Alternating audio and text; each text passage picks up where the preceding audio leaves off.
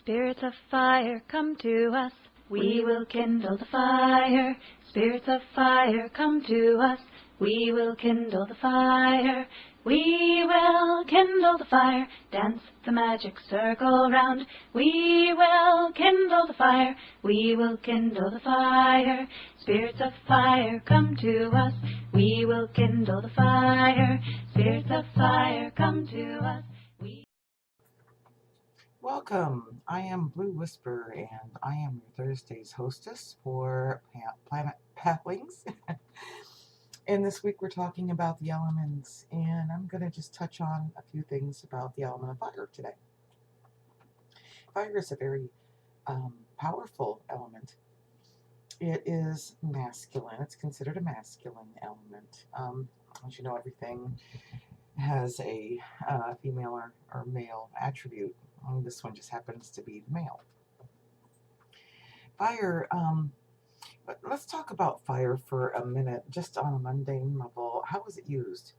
Well, we use it for cooking. That's like the number one thing, and to keep warm. It keeps us warm in the winter. Over the ages, fire has always been something people have looked to for warmth and to cook their food. Cooking your food actually destroys microorganisms, bacterias, and germs that can make you sick. So fire can be considered a healing element, and often is. We use it for sterilization. We sterilize things. Anytime you go into the hospital and you need a surgery, you can guarantee that the instruments and tools that the doctor is going to be using has been sterilized, maybe not by raw fire, but indirectly, the heat from fire. Fire is seen in many things on an everyday level. I mean, we heat our water with it. And we take it, some of these elements we take for granted because you don't readily see it. Fire is one that, for most of all time, you've been able to see it until recent years when now they can contain it in a little area, and you don't even have to think about that fire. It just heats your water. But there was one day that water had to be heated on a stovetop or over an open fire.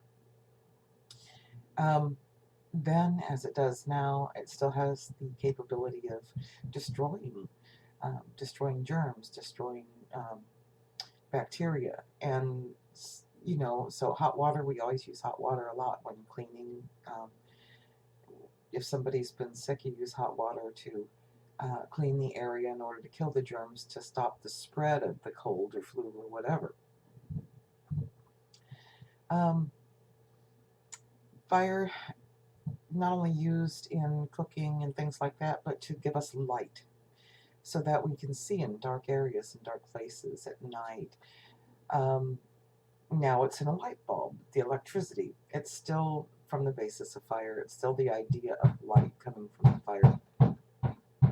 Without fire, we wouldn't be able to see at night. We wouldn't be able to see, over the centuries, they would read by candlelight. So even the smallest of flames created some light in dark areas. If you hear banging going on behind me, I apologize for that. They're working on my house. Okay, so back to fire. And there's many more uses. I mean, I just like to kind of say that fire can destroy, but also sometimes it's very healing, because in the process of destroying the old, it makes room for new growth, such as in a forest fire. It's devastating when we hear about these forest fires, but nature has a way of coming back. And so fire can actually make room for new growth. You consider that in surgeries, they might use laser to remove a wart. Well, what is that doing? It's using the element of fire to remove something old in order to encourage new growth, new skin, to heal that area. Fire is very useful and has been very useful for ages, actually. Now I just wanted to kind of touch on some of the correspondences with fire. Fire, like I said, is a masculine element. The season that is associated with fire is summer. The day of the week associated with it is Sunday. The sun is actually associated with fire as well as Mars, I think. Yeah, Mars and Pluto are also planets that are associated with fire. Even there's some animals, even some animals in nature are associated with fire. And I'm going to read this to you. The lion, the dragon, salamander, snakes, coyote, fox, scorpion, the phoenix, of course, ram, and squirrels are associated with fire. Yeah, they're pretty hot, aren't they? Some of the things that we work with are associated with fire in our practice, such as cinnamon. A lot of other different herbs are associated with fire too, like allspice, basil, garlic, nettle, red peppers, anything hot, red poppy, anything red or hot, usually chili peppers, cinnamon. Tobacco is considered a fire herb. Most nuts, seeds, and pods, of course, are too. Some of the essential oils that you might work with, like clove, patchouli, bay, chamomile, those are considered fire. Some of the different minerals are associated. For instance, in gemstones, red jasper, bloodstone, garnet, ruby, some of the metals, gold, nickel, steel, brass, those are all associated with fire. Even some of the different gods and goddesses are associated with fire, such as Ra or Horus, Freya, Vesta, to name, just a couple of them. The symbol of the element of fire is a triangle with the point up.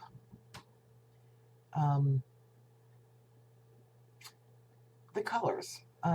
Colors could be white, red, orange, gold, anything with a red hue, such as like maroon or crimson, scarlet, anything like that.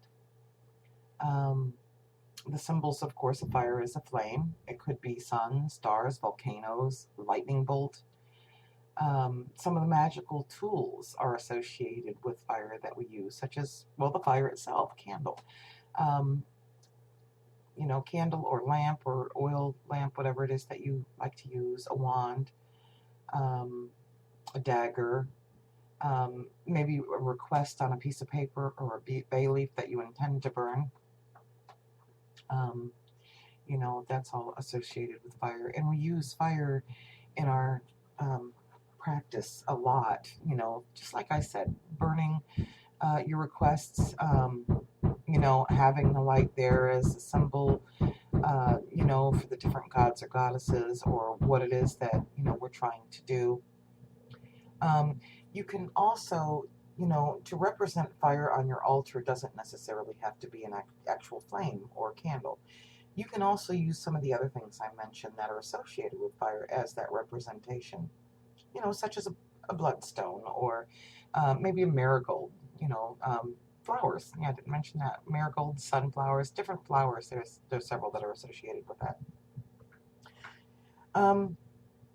It's also said that in a dream, fire can be a purifying element. It can relate to anger, lust, passion, destruction. Its appearance in a dream signifies a major change happening. So you want to be aware of when you have a dream, that may have, also in magic, the element of fire can be utilized for spells relating to sexual things, passions, love, authority, purification, transformation, healing, creativity, home and hearth, kitchen witchery. Of course, you can't really be a witch in the kitchen without the fire, right? Gotta heat that soup up, make that potion. Protection, courage, strength, loyalty, vision, illumination, of course. We've discussed that, using it for light.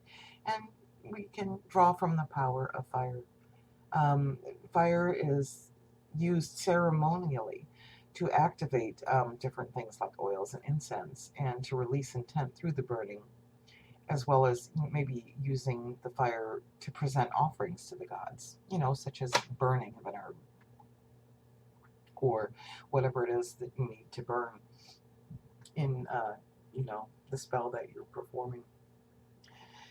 Fires have been used for ages in rituals. You've seen people dancing around the fire, singing around the fire, chanting around the fire. It lights up the night so that you can see. And so it's kind of a representation of light as well, and warming, to keep us warm. It's been used for centuries to keep us warm in the winter. I am so thankful for fire. So that's pretty much all I'm going to touch on with fire today, just to kind of make you aware that, when you are practicing, to be aware of, what the fire actually stands for and how it's used, not just in the magical realm, but in the everyday realm, because fire is truly magical. And that's all I'm going to say for now. And I'd like to invite you to, come join the Planet Pathlings group. Come check us out. Hit subscribe if you like the video and give us a like. And, keep your eyes open every weekday for a new video. And that's all for now. Blessed be, folks. Kindle the fire, we will kindle the fire, we will kindle the fire, dance the magic circle round, we will kindle the fire, we will kindle the fire.